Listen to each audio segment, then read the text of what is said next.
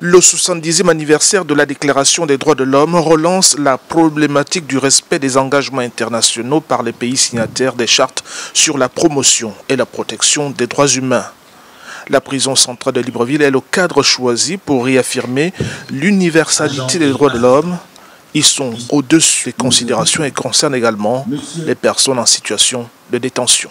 Les droits de l'homme couvrent nécessairement un spectre vaste et diversifié, des droits politiques et civils aux droits économiques, sociaux et culturels, qui sont tout aussi vitaux. Pour symboliser d'abord la centralité des droits sociaux, aujourd'hui le système des Nations Unies, en partenariat avec le gouvernement, entend promouvoir ici, à la prison centrale, le droit à la santé. En effet, les stands ont été érigés dans le centre pénitentiaire de Libreville pour des consultations et dépistages de plusieurs pathologies, suivis plus tard d'un atelier de renforcement des capacités du personnel de la sécurité pénitentiaire sur le droit à l'intégrité physique et morale des détenus.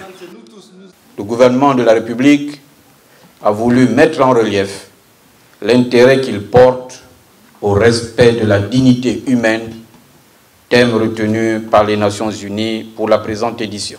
Est-il besoin de rappeler que tous les êtres humains sont libres et égaux en dignité et en droit. Ils sont doués de raison et de conscience et doivent agir les uns envers les autres dans un esprit de fraternité.